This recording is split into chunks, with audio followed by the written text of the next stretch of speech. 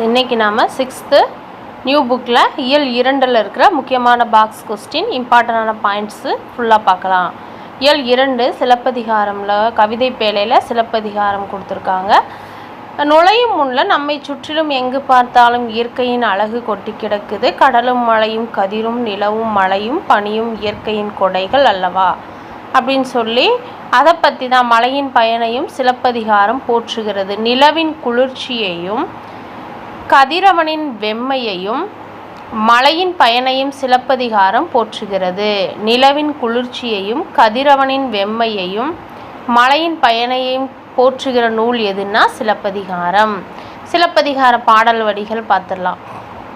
திங்களை போற்றதும் திங்களை போற்றதும் கொங்கு அவர்தார் சென்னி குளிர் வெண்குடை போற்றியும் அங்கன் உழவு அளித்தலான். இந்த திங்களை போற்றதுன்னு வந்தாவே சிலப்பதிகாரம்னு ஞாபகம் வச்சுக்கோங்க. ஞாயிறை போற்று ஞாயிறு போற்றுதும் காவிரி நாடான் திகிரி போல் பொற்கோட்டு மேரு வளம் திரிதலான். இந்த வரிகளும் சிலப்பதிகாரம். மாமலை போற்றதும் நாமநீர் வேலி உலகிற்கு அவன் அளிப்போல் மேல் நின்றுதான் சுரத்தலான் அப்படிங்கிற பாடல் வரிகள் சிலப்பதிகாரம். இளங்கோவடிகள் ஆசிரியர். வான் நிலவு போற்றுவோம் பாடலின் பொருள் கொடுத்துருக்காங்க. மாலை அணிந்து சோலை குடிந்து வான் நிலவை போற்றணும், கதிரவனை போற்றுகிற மாதிரியாகவும் வான் மலையை போற்றுகிற மாதிரியாகவும் இளங்கோவடிகள் இந்த சிலப்பதிகாரத்தில் இந்த பாடலை இயற்றியிருக்காரு. பாடலின் பொருள் அதுதான். அச்சந்தரும் கடலை எல்லையாக கொண்ட உலகிற்கு மன்னன் அருள் செய்கிறான். அதுபோல மழை வானிற்கு பொழிந்து மக்களை காக்கிறது. அதனால் மலையை போற்றுவோன்னு சொல்லி மலையையும் ஞாயிறு சூரியனையும் போற்றுகிற விதமாக எழுதியிருக்காரு. தேன் நிறைந்த அத்திமலர் மாலையை அணிந்தவன் சோழ மன்னன். அத்திமலர் மாலையை அணிந்தவன் யாரு அப்படின்னா அத்திமலர் மாலையை அணிந்தவன் சோழ மன்னன். அவனுடைய வெண்கொற்ற குடை குளிர்ச்சி பொருந்தியது. அதை போல வெண்ணிலவும் தன் ஒளியால் உலகுக்கு இன்பம் அளிக்கிறது. அதனால் வெண்ணிலவை போற்றுவோன்னு சொல்லி சிலப்பதிகாரத்தில் இளங்கோவடிகள் இயற்கையை போற்றியதாக இந்த பாடல் அமைந்திருக்கு எழுதியிருக்காரு. நூல்வெளி சிலப்பதிகாரம் என்னும் காப்பியத்தை இயற்றியவர் இளங்கோவடிகள். இவர் சேர மன்னர் மரபை சேர்ந்தவர் என்று சிலப்பதிகாரத்தை பதிகம் கூறுகிறது. சிலப்பதிகார பதிகம் இவர் சேர மன்ன மரபை சார்ந்தவர் தான் இளங்கோவடிகள் அப்படின்னு சொல்லுது. இவர் காலம் இளங்கோவடிகளுடைய காலம் கிபி 2ஆம் நூற்றாண்டு ஆகும். ஐம்பெரும் காப்பியங்களுள் ஒன்று தான் சிலப்பதிகாரம். இதுவே தமிழின் முதல் காப்பியம் அப்படின்னு அழைக்கப்படுது. ஐம்பெரும் காப்பியங்களில் சிலப்பதிகாரம் மணிமேகலை 2, 1 சிலப்பதிகாரம். இதில் முதல் காப்பியம் தமிழின் முதல் காப்பியம் என்று அழைக்கப்படுகிற நூல் சிலப்பதிகாரம். இது முத்தமிழ் காப்பியம் குடிமக்கள் காப்பியம் என்றெல்லாம் போற்றப்படுது. சிலப்பதிகாரமும் மணிமேகலையும் இரட்டை காப்பியங்கள் என்று அழைக்கப்படுகிறது. திங்கள் ஞாயிறு மழை என இயற்கையை வாழ்த்துவதாக இந்நூல் தொடங்குகிறது. எதுனா சிலப்பதிகாரத்தில் இருக்க இந்த நூல் திங்கள் ஞாயிறு மலை அப்படிங்கிற போற்றுகிற வகையில் தான் இந்த நூல் தொடங்குகிறதுன்னு சொல்லி நூல்வெளி முடிச்சிருக்காங்க. அப்புறம் காணி நிலம் இயல் 2ல் கவிதை பேழையில் காணி நிலம் பாரதியார் பாடல்கள் கொடுத்துருக்காங்க. இந்த நுழையும் முன்னில் பார்த்துக்கலாமா. வீடு என்பது எப்படி இருக்க வேண்டும் என்று பாரதியார் கற்பனை செய்ததான் இந்த பாட்டு இருக்குது. கனவு இல்லத்தை பற்றி கூறுகிறாரு பாரதியார். அதுதான் இந்த பாடல்னு சொல்லியிருக்காங்க. காணி நிலம் வேண்டும் பராசக்தி காணி நிலம் வேண்டும் அங்கு தூணில் அழகியதாய் நன் மாடங்கள் துய்ய நிறத்தினதாய் அந்த காணி நிலத்திடையே ஓர் மாளிகை கட்டி தர வேண்டும் அப்படின்னு காணி நிலம் வேணும் பராசக்திங்கிற பாடலை எழுதியவர் பாரதியார். நூல்வெளி 20ஆம் நூற்றாண்டின் இணையற்ற கவிஞர் பாரதியார். 20ஆம் நூற்றாண்டின் இணையற்ற கவிஞர் யாருன்னா பாரதியார். அவரது இயற்பெயர் சுப்பிரமணியம். இளமையிலேயே சிறப்பாக கவி பாடும் திறன் பெற்றவர். எட்டயபுர மன்னரால் பாரதி என்னும் பட்டம் வழங்கி சிறப்பிக்கப்பட்டவர். பாரதியார் சுப்பிரமணியன் பாரதியார் அப்படின்னு சொல்கிறோம்ல. அப்போ பாரதிங்கிற பட்டம் யார் வழங்கினாங்க அப்படின்னா எட்டயபுரம் மன்னர் தான் பாரதியாருக்கு பாரதி அப்படிங்கிற பட்டம் வழங்கி சிறப்பித்தார். தம் கவிதையின் வழியாக விடுதலை உணர்வை ஊட்டியவர் பாரதியார். மண் உரிமைக்காகவும் பெண் உரிமைக்காகவும் பாடியவர் பாரதியார். நாட்டுப்பற்றும் மொழிப்பற்றும் மிக்க பாடல்கள் பலவற்றை படைத்தவர் பாரதியார். பாஞ்சாலி சபதம், கண்ணன் பாட்டு, குயில் பாட்டு போன்ற பல நூல்களை இயற்றியுள்ளார் பாரதியார். இது பாரதியார் கவிதைகள் என்னும் தொகுப்பில் இப்பாடல் இடம்பெற்றுள்ளது. அடுத்தது இயல் 2ல் உரைநடை உலகத்தில் சிறகின் ஓசை கொடுத்துருக்காங்க.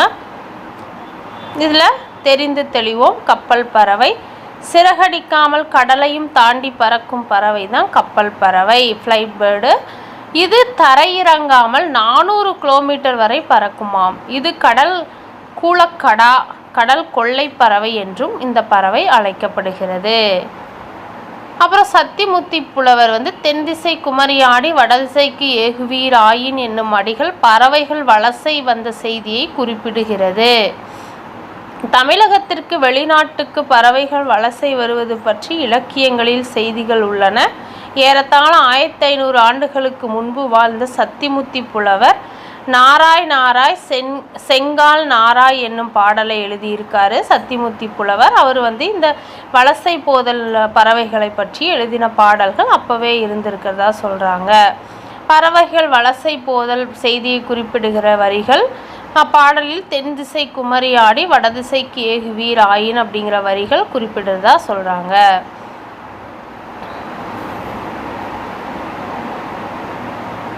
அப்புறம் இந்தியாவின் பறவை மனிதர் டாக்டர் சலீம் அலி அவர்கள். இது நமக்கு தெரியும், இது ரிவிஷனுக்கு யூஸ் ஆகும். இந்தியாவின் பறவை மனிதர் என்று அழைக்கப்படுகிறவர் டாக்டர் சலீம் அலி அவர்கள் தான்.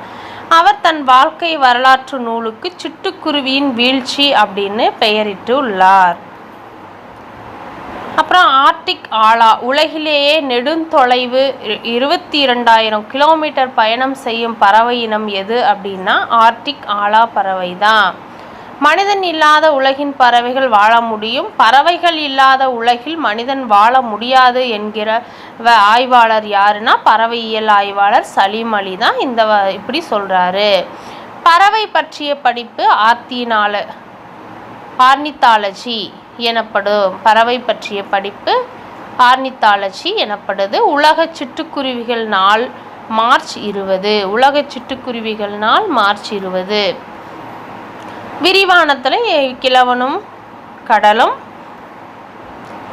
கடலும் அப்படிங்கிற ஆங்கில புதினம் தமிழில் மொழிபெயர்க்கப்பட்டு படக்கதையை இங்கு சுருக்கி கொடுக்கப்பட்டுள்ளது. இந்நூல் 1954ஆம் ஆண்டு நோபல் பரிசு பெற்றது. இந்த கிழவனும் கடலும் நூல் 1954 நோபல் பரிசு பெற்றது. இந்நூலின் ஆசிரியர் எர்னல்ட் ஹேமிங்கோ அவர் தான் கிழவனும் கடலும் நூலின் ஆசிரியர். அடுத்து திருக்குறள் கடவுள் வாழ்த்து கொடுத்துருக்காங்க. ஃபஸ்ட்டு அகர முதல எழுத்தெல்லாம் ஆதிபகவன் முதற்றே உலகு. இதன் பொருள் அகரமே எழுத்துக்களுக்கு தொடக்கம், அதுபோல ஆதி பகவனே உலகுக்கு தொடக்கம். வான் சிறப்பு. இதில் விண்ணின்று பொய்ப்பின் விருநீர் வியனுலகத்து உள்நின்று உடற்றும் பசி. பொருள் மழை உரிய காலத்தில் பெய்யாது போனால் உலகத்து உயிர்கள் எல்லாம் பசி துன்புறுத்தும். அடுத்தது கெடுப்பதும் கெட்டார்க்கு சார்வாய் மற்ற ஆங்கே எடுப்பதும் எல்லாம் மழை.